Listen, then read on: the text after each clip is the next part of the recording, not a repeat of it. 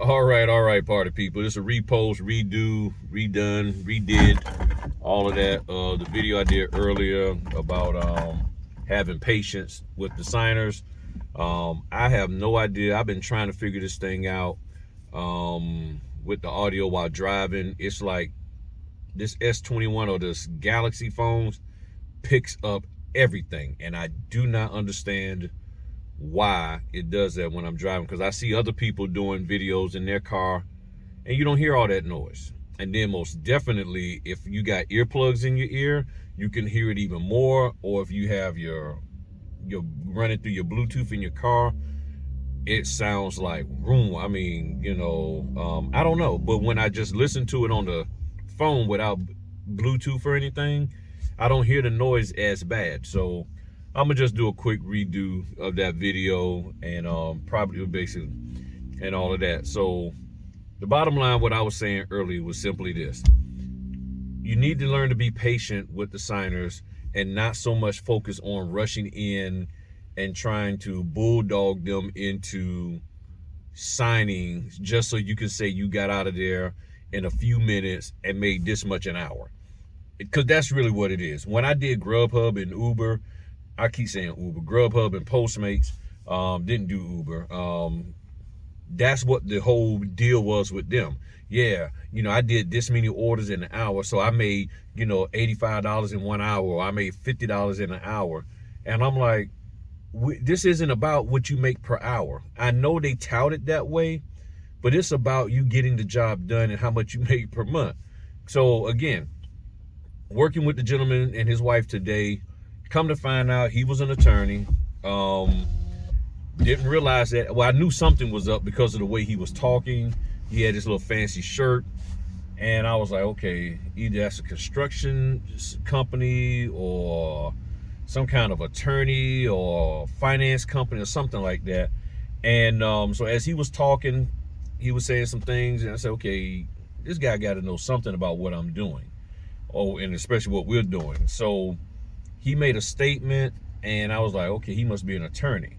So when we did the oath, I said, as an attorney, he was like, yep, I'm an attorney. I said, okay, got it. I said, that we have to do an oath, for the affidavits. That was my way of testing to see if he was an attorney after I pretty much figured out that's what he was. So as we went through the documents, at first he was trying to hurry up and go through, and then all of a sudden he decided he wanted to start reading everything.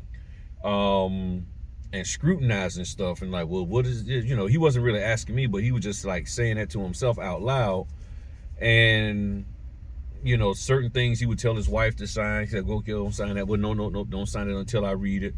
And then she would hand him documents and stuff.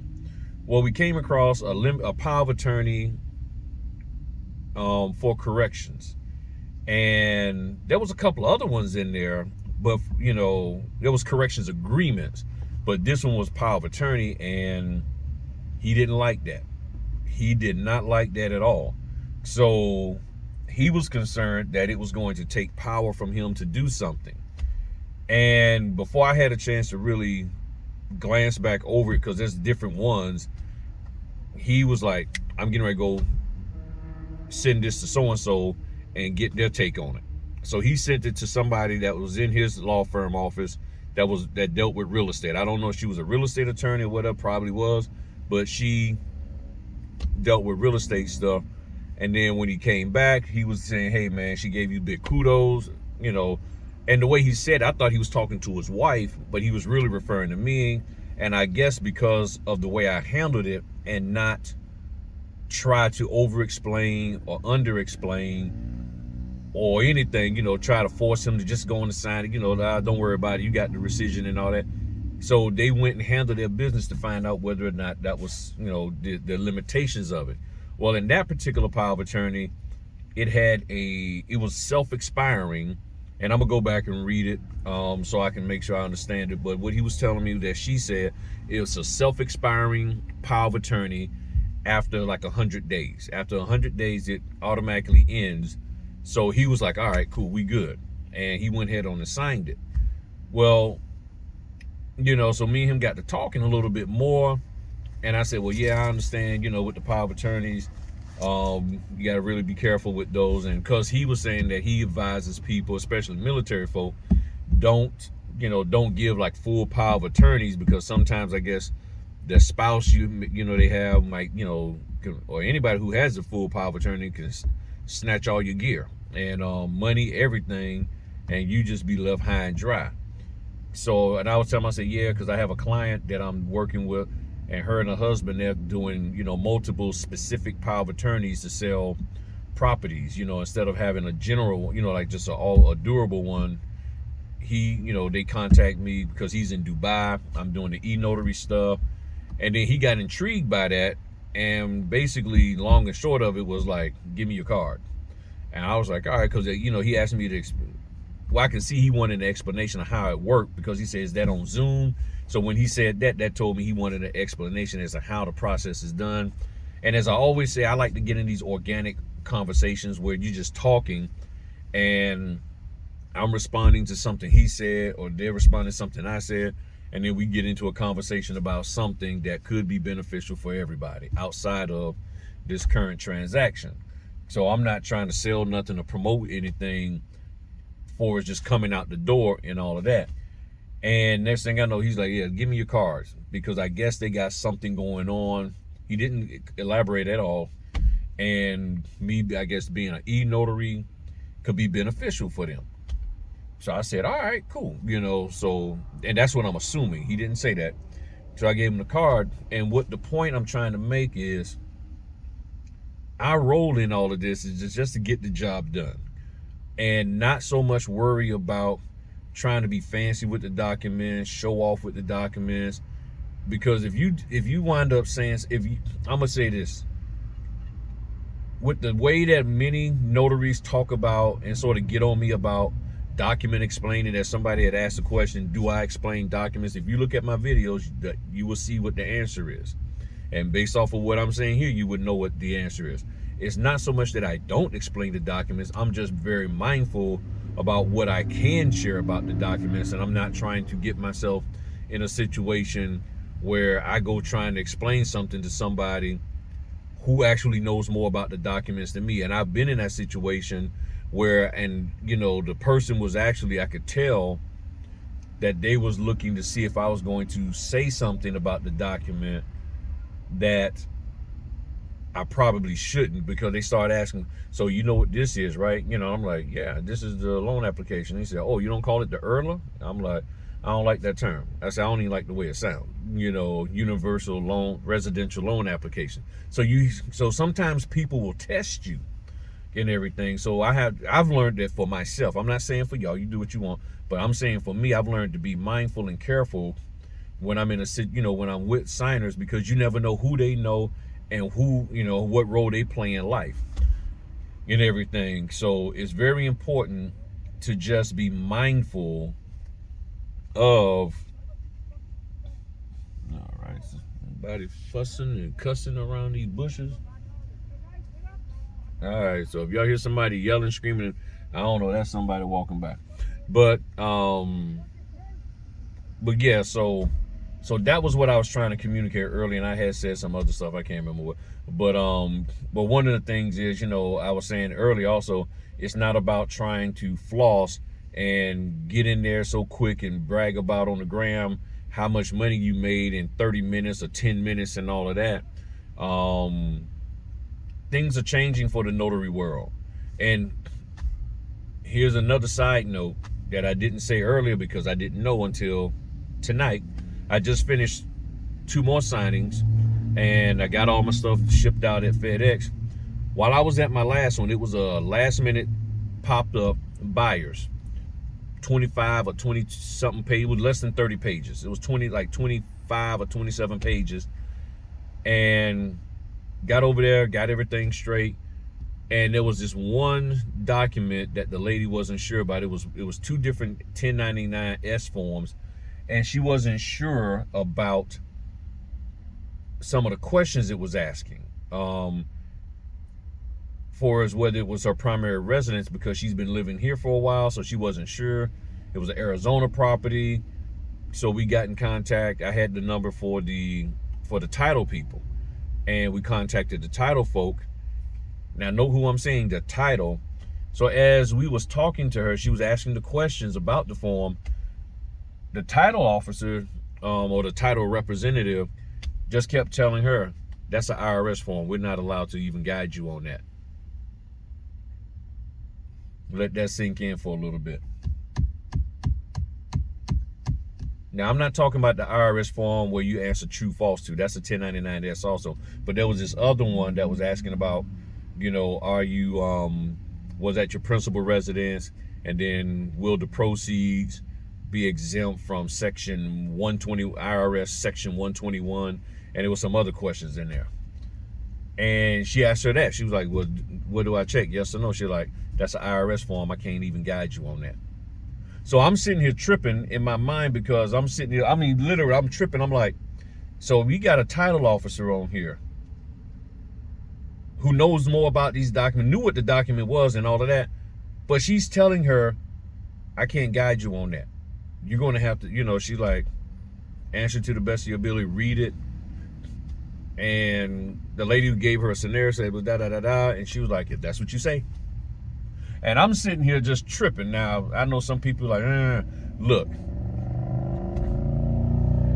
I'm tripping because, I'm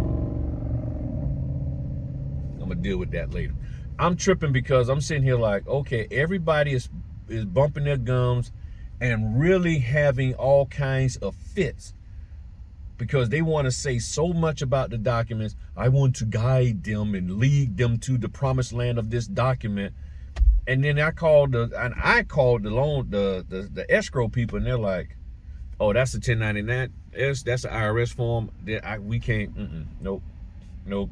You're gonna have to decide that on your own, or do." And matter of fact, she even called her real estate agent before that, and they was like, "Look, do you have a tax person that you can contact?" So I'm sitting here bugging y'all. I'm like, yeah, back all the way to the 80s, man. You know, I'm bugging, man. I'm like, yo. Son, Wu-Tang Clan. I'm sitting here tripping. I'm like, so you mean to tell me that the people who know more about this transaction, the documents, than I do, they're like, nah, I ain't even trying to answer that question because of this here circumstance. You need to contact your accountant. You got a tax professional? That's what they said to her. The first one, the agent, the title person was like, nah, nope, can't. So they follow. So I'm sitting here like, and what I'm going to do is, I'm going to follow up with that young lady, that escrow person. I'm going to follow up with her. I think I got her email and all of that. I'm going to follow up with her and get some more clarification for myself. I will share it with y'all.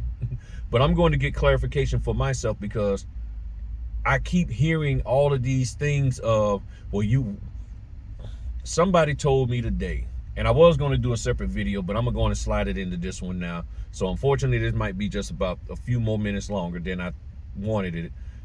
Somebody told me today that they saw videos, I guess on Facebook or YouTube or wherever, they saw videos of notaries notarizing documents ahead of time. Before they get to the signer, in their document preparation, they're literally notarizing the document, signing it, stamping it before they get there. And then there were people in these comments, in the comment section of said video, wherever it was at, saying that yes, if you get permission from the title company, you can do that. What in the name of all whoever and ever are you talking about? Did I not do a video where I showed you the directions from BankServe that said your state law takes preference over any expectations of an individual or entity? Somebody expects you to, your state law takes precedence. What do we not understand? What do we not understand? Where is that legal? Read your state laws. What does your state law says? You are not to notarize unless you are in their presence. In Virginia, they can sign an acknowledgement, and then you can talk to them, and if they prove to you that they did this of their own free will, then you can notarize the document in front of them. But if you're doing an affidavit, they have to do a sworn, and they have to answer the, and sign in front of you because they're taking an oath. But Virginia says a document can be signed, and that was through the Notary Essentials, and it was something I read, one of the handbooks that I read, and I was like, okay, but I ain't going that route, so somebody could sign it. And there's other states that I've heard that allows that. I can't remember which ones it was, but you got to know your state law. And you're telling me that the title company, you're depending on the title company to tell you what you're supposed to do as a notary for your state, and that title company may not even be in your state. Come on, people. So that's why I'm saying you never know who you might be in front of. Be patient with the signers. Opportunities are there, and you got to be willing to look for opportunities. Be ready for the opportunity. Let it happen organically. Stop walking in there and with a whole bunch of and accidentally spilling your business cards on the table, and like, oh well, you know what, you can grab about half of those.